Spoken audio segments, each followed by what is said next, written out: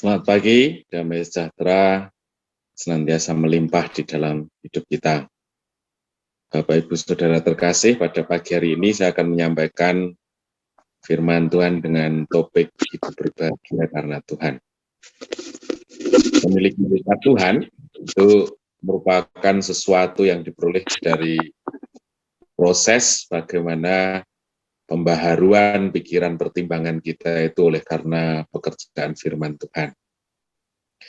Dalam hidup manusia seringkali, terutama saya sendiri begitu ya, manusia itu sulit menghargai satu nilai yang atau milik yang dipercayakan Tuhan yang sudah berada di dalam genggaman. Seringkali pikiran dan hati kita terfokus untuk mengejar sesuatu yang kita inginkan begitu.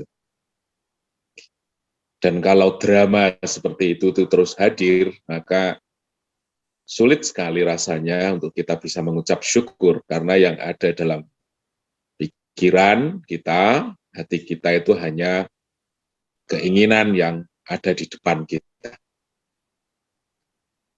Nah, kita akan melihat apa kata firman Tuhan di Mazmur 128, Mazmur 128 ayat 1 dan 2.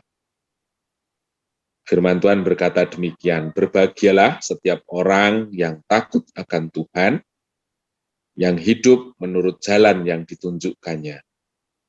Apabila engkau memakan hasil jerih payah tanganmu, berbahagialah engkau dan baiklah keadaanmu. Jadi ayat yang pertama di situ katakan berbahagialah setiap orang yang takut akan Tuhan, ya. Nah, ada dua kata yang sebenarnya berlawanan yang dituliskan dalam kalimat pada ayat 1 tersebut, yaitu berbahagia dan takut. Dalam pengertian umum, berbahagia itu ya artinya bebas dari takut gitu. Tetapi di sini dikatakan berbahagia karena takut akan Tuhan. Nah, kondisi ini membawa makna bahwa sesungguhnya arti kata berbahagia itu definisinya selalu terlepas dari rasa takut itu bila kehidupan kita hanya mengusahakan untuk dan bagi kepentingan diri kita saja.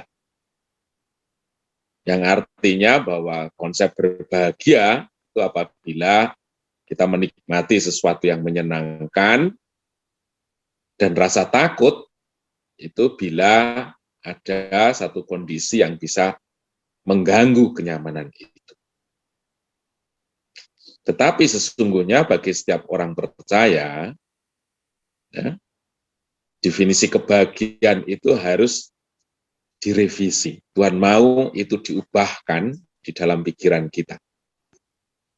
Bahwa sukacita atau berbahagia itu bukan karena sesuatu yang menyenangkan diri kita secara manusia daging, tetapi sukacita itu bila kita tinggal di dalam damai sejahtera.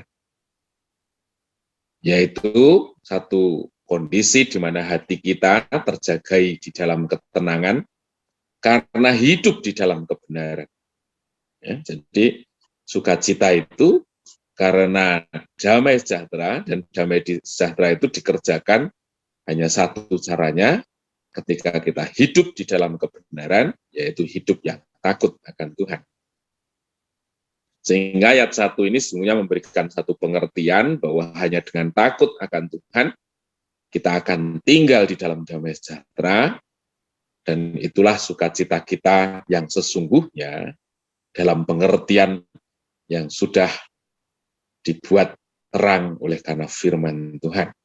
Jadi sukacita itu ketika kita tinggal di dalam damai sejahtera karena kita mengasihi Tuhan dengan segenap hati kita. Kemudian ayat yang kedua, apabila engkau memakan hasil jerih payah tanganmu, berbahagialah engkau dan baiklah keadaan. Ayat 2 ini mengandung satu pengertian bahwa Allah mengajar kita untuk mengupayakan kehidupan kita dengan usaha dan kerja keras. Jadi usaha dan kerja keras kita di dalam kehidupan ini untuk mengusahakan kehidupan itu sesuatu yang Tuhan mau. Kemudian Allah ingin mengajarkan nilai-nilainya melalui usaha yang kita lakukan. Justru melalui perjuangan kita untuk mempertanggungjawabkan hidup ini, kita akan melihat tangan pertolongan Tuhan yang luar biasa. Kemudian yang ketiga, Allah menyukai seseorang yang bertanggung jawab terhadap kehidupan yang dianugerahkannya. Ya.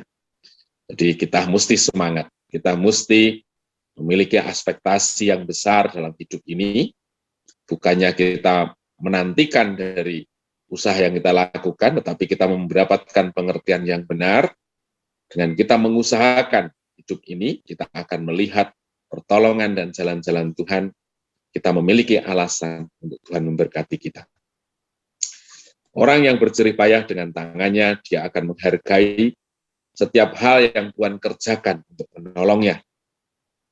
Menghargai setiap berkat yang Tuhan berikan, sehingga sungguh kita akan melimpah ucapan syukur.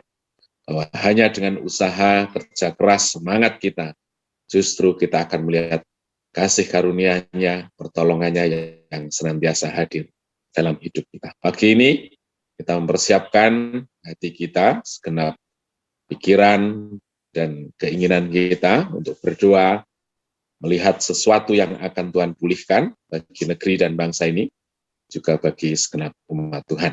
Mari kita berdoa.